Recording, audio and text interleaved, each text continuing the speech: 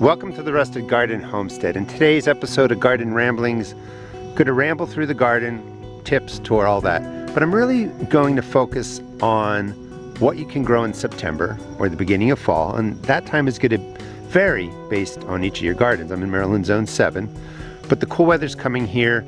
48 degrees last night. We're having a big shift in temperature from those crazy 95 degree days to 70 degree, 75 degree days, upper 40, 50 degree nights. So all the warm crops like these peppers, tomatoes, they'll produce a little bit. Like these are all getting beautiful flowers, but it's going to be a little bit too cold for them to really form. So some of the peppers will make it, some of them won't. But it's time to transition over. So I want to cover what you can plant in September or into your fall garden. Also want to talk about building a new garden now. In the video description, I will link a video. It's an hour and 15 minutes. It has timestamps. This one will also have timestamps. Find the parts that most interest you. But I'll link a video that shows you how to build an entire garden from an open space. My point being that September is a great time to expand your garden or to build your first garden. You don't have to wait till the spring. You can build it now. This is a basic earth bed garden. It's a technically no dig. I put compost down, but I do turn the soil when I'm planting new things. I have to turn the soil when I'm harvesting out potatoes. It doesn't have to be fancy. Square out your space, put some cardboard down, put some wood chips down, let everything die off over the winter. Come back in the spring, you have a planting area. This is the most economical way to grow. You don't need fancy raised beds. You don't need to spend a lot of money. Anyway, first thing that I did here, and what I want to talk about a little bit, is burnout. We all get burned out with that hot summer from like July 15th until really middle of August. I get burned out. I'm tired. I'm tired of watering. I'm tired of the heat. I'm tired of the bugs. I'm tired of the weeds. But as it cools down, my energy comes back. And I really encourage you to try and get some fall crops in. I think you'll feel better come September, late September, October, November, harvesting some of the cool crops. So in this space, I went through, dug through the beds, pulled out all these potatoes that were left behind, which is perfect. They're going to be delicious. And I set up cool crops. These are cabbages that are in there. They're a good, 2 feet apart, 18 inches apart. They're going to get large. Right along here, 2 rows of radishes. Seeds were put down about 1 inch spacing all the way down, and I'm just going to maximize this space. And you can see that I just stop when I'm done. Wheelbarrow fell over, weeds are still laying there. Your garden does not need to be perfect. My goal yesterday was to get all these potatoes dug up. I'm going to use maybe some of those for seed potatoes or cook them with green beans. I don't mind if my potatoes are smaller. I'd like to cut them up into pieces, use them for breakfast, use them in different ways. In this space here, and we can see a little potato made it. Let's get rid of that, over to that pile. In here I have more radishes, some turnips, arugula, and then in that space more cabbage, the Chinese type heading cabbage. All planted by seed yesterday, and these are all faster growing crops. They're all going to be good. Right back there is a globe artichoke, in case you're interested. And then in that space I have more arugula in the back, more radishes in the front. I love radishes. Plant what you enjoy. Everything that I seeded here I know will grow quickly, germinate quickly, grow quickly. It'll be ready for harvest. Getting the timing down for your cool weather crops, and I'll show you more of that when we go into the main garden. I've actually been planting the cool weather seeds and transplants since July 15th. You want to put in seeds and plants for the cool gardens, for the fall gardens, at different times so you can figure out the best time to get them into your garden so that they mature quickly in the fall and you get food sooner than later. So real quick, Maryland Zone 7, you can put in radishes by seeds, arugula by seeds, Chinese cabbage by seeds. What else did I put in there real quick? And turnips by seeds. You can do more, but those are 4 crops that I put in by seeds. If you go to my channel, you'll see all kinds of different videos on fall gardening and what you can plant now. The other thing that I think is really important when we were talking about that burnout is that you step back next day and look at what I accomplished, because there's a lot more I have to do in the garden. And if you're always looking for what you have to do next, it's going to add to the burnout. It's going to add to being overwhelmed. Let those weeds and wheelbarrows sit there. It's not going to hurt anything. They're going into compost. But I really like how this looks. It was filled with weeds. I have tons of potatoes I didn't have as of yesterday. And I've got my cool crops in, and I'm ready, you know, to enjoy this space over September, October, November, and December. And please subscribe. It gets too cold here in December to really grow, but I'm going to be putting down some plastic over them so that I can extend the growing season. I am trying to reach 750,000 subscribers. I would really appreciate some help. So if you've not subscribed before, and I have a lot of people that watch that don't subscribe, but please subscribe. It does help me out. So the garden looks pretty good.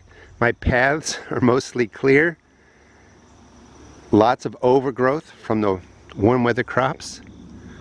The other space that I've been working on is right in here. This is where I've been doing a video series for the last, I don't know, 4 weeks, 6 weeks, 8 weeks on getting the cool crops in. So these are transplants that I just put in.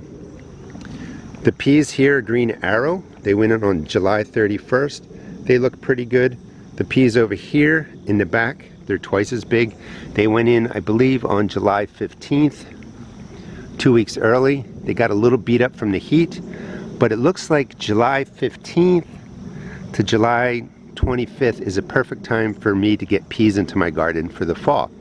Yes, they go through the hot August, but I have to get these to size, they have to get to flower, they have to form pods before the frost comes. The leaves can take a frost, the flowers and pods can't. All your cool weather crops can take a frost. Turnips, they went in on 7/15. That's might be a little bit early for them, but they can really go in 7/15, 7:30, 8:15. They grow really fast. Beets are in, they're a little beat up. Watering them, getting them into shape, they'll be fine. What I really like in this space, and this is way too close, these are meant to be transplanted. This was my transplant garden. I wanted to start a couple cabbages, couple collards, and then move them to the parts of my garden where they would fit now, because as I move out some of my tomato plants and pepper plants and warm weather crops, I'll be able just to take a big shovel full of roots, move these plants. This is a little late, but my point being, planted on 7/15. Look how beautiful the collards are. Planted on 7/15. The cabbage looks great. 7/15 in Maryland is a good time to plant cabbage seeds and collards. And I can move these, I'll still move them, to the parts of my garden that have open space now. Sometimes when you're doing the September crops, the fall crops, your cool weather crops, you just don't have space for them. Carrots also went in on 7/15. Look how beautiful they are. They're going to be ready before the heavy freeze comes. When you're setting up your fall weather garden, here's some more peas that were planted around the end of July. They look really good too. So I'm getting the timing down. So when you're planting your fall weather garden, you find your first frost date. Let's just say it's October 31st here in Maryland. These plants can take a frost. You add about 30 days to it. So you go to November 30th. Remember, just because you get a frost doesn't mean you can't grow your cool weather crops anymore. They can take a light frost forever, really. So from, say, September 1st, if today's I think the 7th, but say September 1st to the first frost date, October 31st, is about 60 days, and then you add 30 days. So I get about 90 days to be able to grow these crops so that they reach maturity without adding, plastic or extending the season. That's just a general plan. So as long as the crop can be harvested within that 90 days, you can plant. So cool weather crop here, figured out when these crops need to go into the ground so that I get a harvest sooner. So if you're just getting started, and I know it's late now, maybe watch this video now or next year, put in some cool crops, middle of July, beginning of August, middle of August, and you'll figure out the timing so that you can have a beautiful fall garden of cool weather crops, and you're going to just maximize your harvest. Lots of containers in here. These are all cowpeas, and I'm letting them dry. That's how I collect dry beans for the winter. Had cucumber plants in here that have died off. I just slacked on the spraying and they were ready to go. Look, there's a beautiful cucumber still. I can pull that one off. These plants went in, oh shoot, I don't even remember, sometime in June, but I was able to keep them alive with preventative spraying. And then when I slacked off, temperatures changed, downy mildew rolled in, they were dying off, and I did a video on it, so I kind of let them die for the sake of the video. Those are peanut plants in there.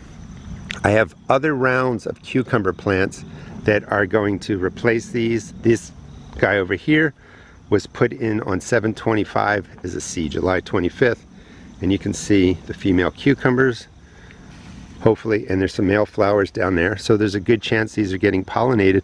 But I just saw 5 cucumbers on here. The female plants, by the way, female flowers always have a little baby cucumber under it, like that. And if they get pollinated, you're going to get a full-size cucumber. When you come down to here, let's see if I can do this. You can see behind this flower, well, I don't want to break it off. Let's come around here. Behind this flower, there's no cucumber right where my finger is. It's just a stem. That's a male flower. So the pollen from here has to go over to this female flower. The cucumber will be pollinated and it will mature. If it doesn't get pollinated, it's going to grow about this big, then it's going to get a brown tip and you're going to think something's wrong. Nothing's wrong. It just didn't get pollinated. Final wave of cucumbers. Got peppers in there. I'm planting, and I'm doing peas, like I said, in different places. The peas in there look pretty good. They were put in on 7/28. Peas, again, you have to make sure they finish before the first frost, because the pods can't take a frost. The leaves can. Those peas went in on 7/28.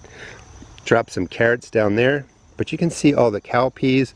These are going to stay. They're all going to dry on the vine, and I'll have beans, and I'll make bean soup, which is really, really good. Peppers in here, still got a lot of them. Be harvesting them soon. They're kind of beat up just from the heat and drying out. They've sucked all the life out of here. These were just hit with a water-soluble fertilizer, but they're not going to do a whole lot. So I'll take the peppers on there, be done with them, you know, now that it's September. Strawberries looking good. This space, yeah, and this is a Jetstar, by the way. If you're looking for a tomato that's pretty productive, slicer size, the Jetstar does really well. I'm going to be doing a separate video this weekend on this guy. This is just called purple tomato. It's a genetically modified organism. First tomato that you could buy that's a GMO. It's not toxic, it's not poison, anything like that. The tomatoes mature kind of this brown, yellow color. They look ugly, they're brown. And then you get down to some that are a little bit darker. They look sort of purple, but when you cut them open, they're a beautiful purple color. What's the need for this GMO? I'm not sure. It's a solid purple all the way through tomato, high in anthocyanin, which is a health benefit. But do you really need it? I'll be talking about that in the next video. Those are tomatoes that self-seed themselves. They are disease-free. They're not being cared for. They're not being watered. You could have tons of little cherry tomatoes until the frost comes, just based on what grew by itself in my compost pile. Same with the beans. Look, I mean, these are all beans that just self-seeded out of the compost, and I let them go. Those are all ready to be picked.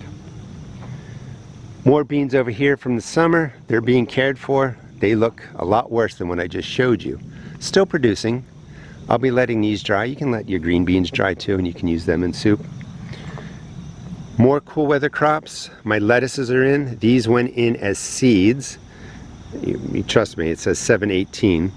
They got a little bit beat up by a rabbit, but lettuce went in 7/18, endives, and they look pretty good all the way over to there. More lettuce that went in on 7/18. So July 18th here in Maryland Zone 7, I can start some of my lettuces. Now the thing is I had the shade cloth over there pulled over this way, and the shade cloth stayed over this until about the first week of August, I think. So I used the shade cloth to keep the soil cooler, so the plants germinated better, so that they stayed cooler. They didn't bolt, meaning they didn't try and flower. And now that the cool temps have rolled in, they look really, really good. So I'm going to have lettuce. Well, I could harvest that right now, so I could have lettuce right now. But in about 2 weeks, I'll be getting regular lettuces out of my garden, middle of September, and they will continue. The leaves can actually freeze all the way through. It's really cool looking if you've not grown in the fall before, or you haven't grown something and it gets frost. The leaves can freeze through at night with the light frost. In the morning, they're covered in ice crystals. They make beautiful pictures.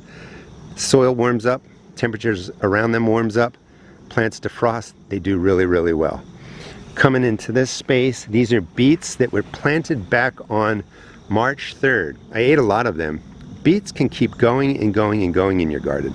The leaves got beat up by a fungus, died back, they're coming back. Point being, here in Maryland, plant beets all summer long. I have more beets in the ground, which you saw earlier. Spinach is coming. Spinach doesn't really like the heat. They don't germinate that well, and they bolt really quickly. So these went in, I don't know, a week or two ago in my video, 7 crops to start in the fall. I'll put that in the video description, but you find it on my channel. I just planted these. You've got time now to start your cool weather crops. Super hot peppers, going to be dying off soon. In here is my, I don't know, 3rd wave of zucchini. Just picked 3 large zucchinis out of there. No need to plant more zooks now because it's getting too cold. But you can keep planting these in succession through the summer and continue to get crops. When that vine borer comes in, kills them, beats them up, the 2nd wave, 3rd wave of zucchini is perfect. July 15th, August 1st, August 15th, put in some more zucchini seeds, squash seeds here in Maryland, and you're going to get crop until that first frost comes. Cucumbers that are beat up, they'll all be coming down soon. I have a lot of work to do in kind of cleaning up this space, but I don't want people to forget to kind of look at, you know, the garden space where I harvested the potatoes, put in crops. Celebrate what you've accomplished. Watermelon in here, this guy has to get a hammock on it because it's going to pull off, and I keep saying that and I keep waiting. If I don't do that soon, it's just going to tear off of the vine. Cantaloupe, finishing up, that got sprayed just so that I can, you know, get this plant, you know, keep this plant going for a couple more weeks so those cantaloupe mature. There's one that's ready to come off right now. I mean, a lot's going on. Tomatillos, tomatoes were all taken care of way back to get them out of that beat up period of July 15th to August 15th, and they look good. Unfortunately, with 48-degree temperatures, not a lot is going to happen.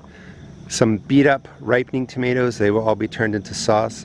Whatever's left as a green tomato will get picked, and I'm going to just make fried green tomatoes. I'm also taking the time now to figure out what plants I want to keep. And I would kind of look at this, and this one is a German green, really healthy. That's on my list to come back next year.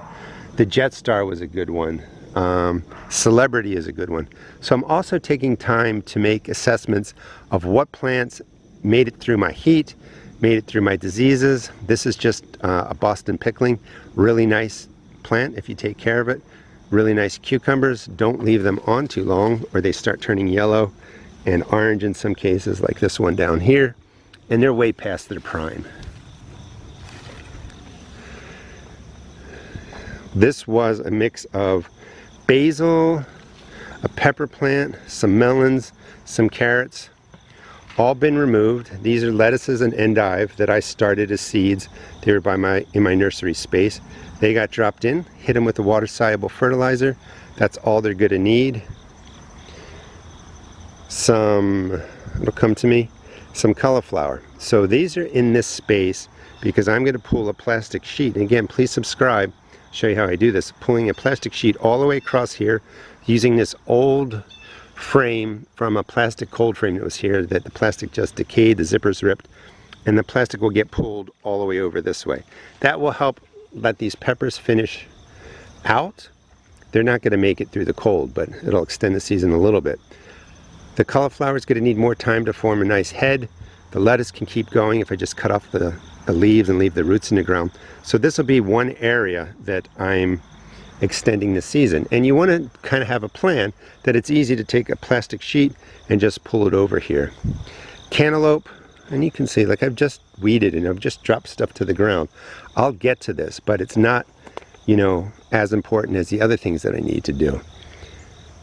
Cantaloupe plant, and when the temperatures go from being in the 90s and 70s at night, is hot, of course, but it stops the downy mildew and the mildews, the fungi that we get on plants here in Maryland.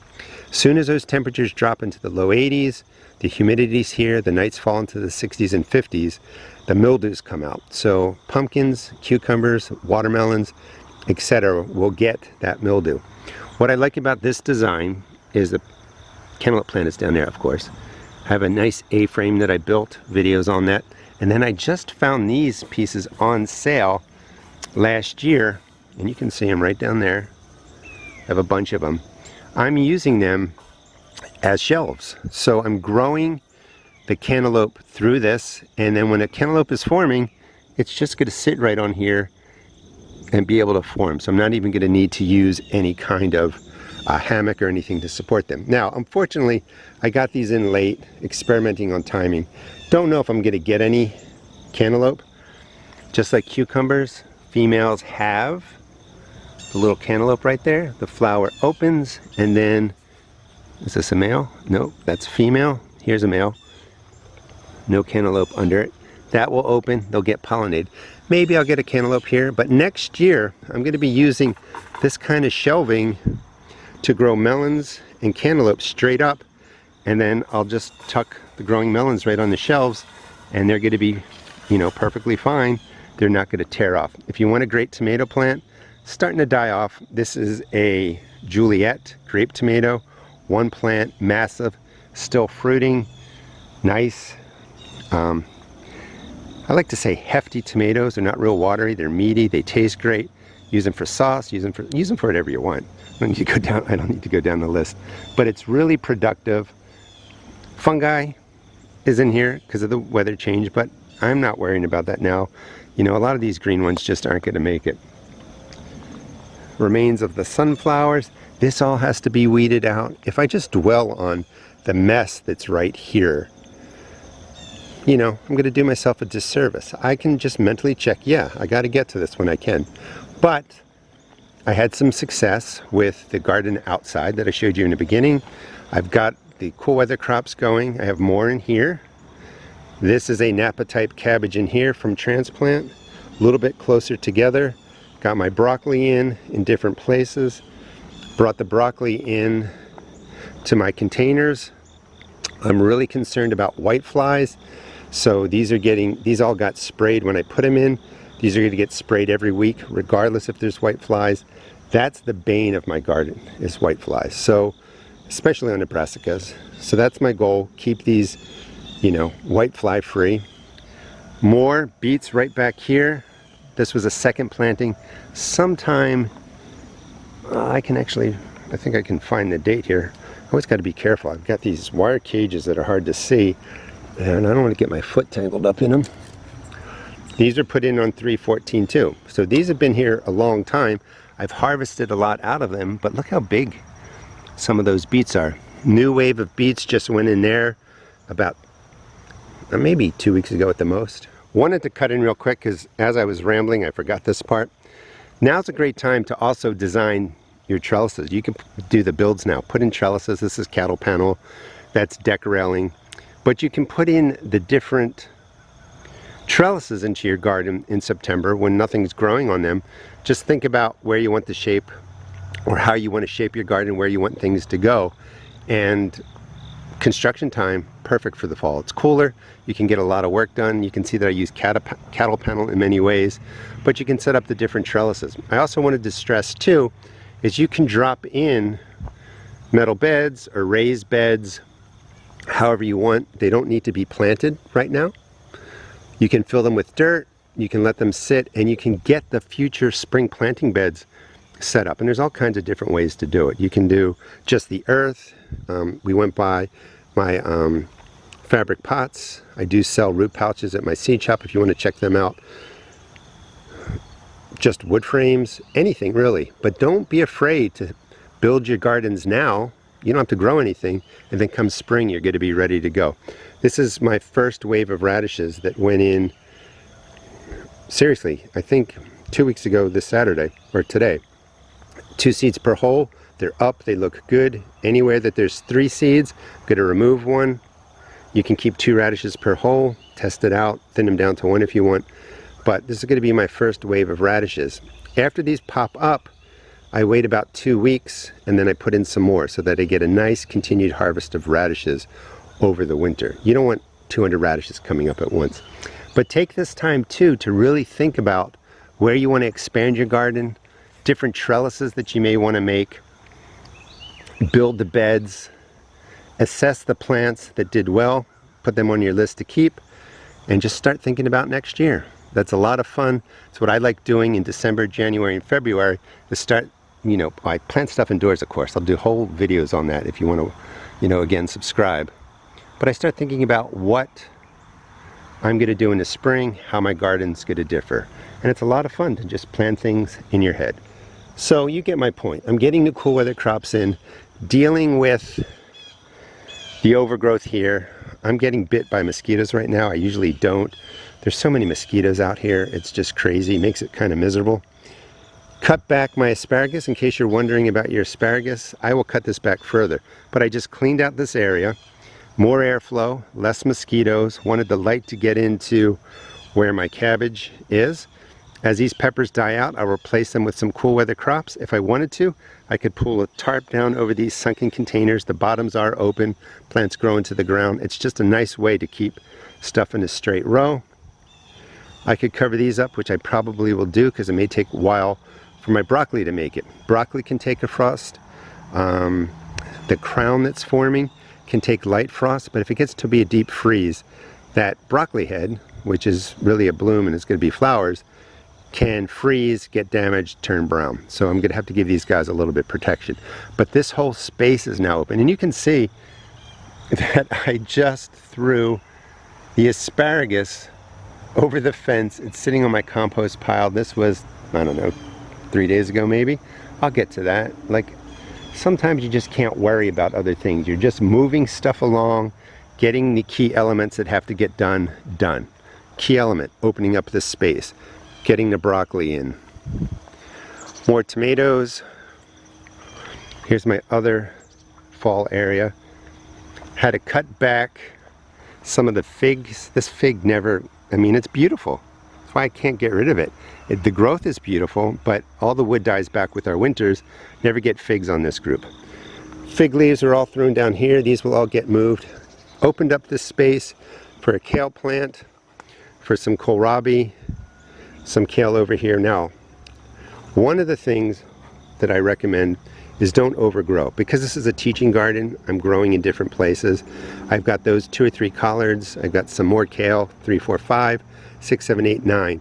That's really too much for a family of 2. So the more plants you put out, the more you have to manage them, the more you have to care for them, the more chances you have for insects. If you don't stay up on it, you're going to get an infestation. So sometimes it's better just to grow 2 or 3, in this case collards and kale, take really good care of them. The harvest is going to be better. These are my eggplant. They're going to be dying off soon, but this is a great place for the eggplant. You know, they're still producing. They're going to stay here this year. I have to open this space up more just to keep the airflow going, but they do pretty good. Basil, as soon as it gets cold, like you might be saying, well, my basil's dying, you know, can I save it? You can't really save this now. The temperatures are changing too much. It's over. It's time to remove it. Visit the basil again next year. Coming into this space, it's my tunnel. I got to do something with these raspberries. The ones that have already produced will get cut back, but I need more tunneling in here or more space for the tunnel in here. It's just kind of overgrown, which is cool. It's a good problem to have too much growth. And then just finally coming out here, like you can see how I could be like, wow, I got so much to do. It's too overwhelming. You get burned out. Yeah, I have a lot to do, but I'm going to appreciate what I accomplished. In here are my GreenStalk garden vertical planters. They have a sale going on right now. Check out the video description. You buy one, you get one off 65%. It's a really good sale. I think it goes only through Sunday. Planted up all leafy greens in my tower. This is a great way. In a little 2-foot by 2-foot space, you get 5 tiers. I think that's like 30 pockets. All leafy greens. This will be just covered in greens. I can come out, cut them, leave the roots in, they'll regrow, and then I'll have plenty of lettuce. And the rest of them I'm using for strawberries. You can see the strawberries are doing really well. They're getting their second wind. All these are runners. They're going to be transplanted. Once you get a strawberry tower established or a bed established, you can really just propagate them and you're going to have tons of strawberries. Spinning around here, not bad. I've just been going in here with the weed eater. I'm not weeding. I don't have time for that for all of my garden. Time to come in again with the weed eater, chop everything down. Blueberry bushes, massive fruit trees, nectarine and a plum, I think. They were supposed to be dwarf. They're huge. I've cut these down twice already, maybe 3 times. They're going to get hacked down. Next year I should get tons of fruit on them. I'm just letting them grow now. But this is really overgrown. Muscadine's back there. So I got to come in after everything dies off. The fall is here. Everything's dormant. I'm going to trim everything, clean up this space. Peppers in here are still doing extremely well. Nice dark green. Always good to be growing. Again, looking at what's been successful. Growing in these Vegega beds, who I'm also affiliated with. If you like the metal beds, check out the video description. This is like a 34-inch bed. I'm not sure. Don't remember off the top of my head. But I have 10 pepper plants in here, and they all do really well. Easy to keep them watered. You know, they're just flourishing. Muscadines are taking over. They have to be cut back right down here.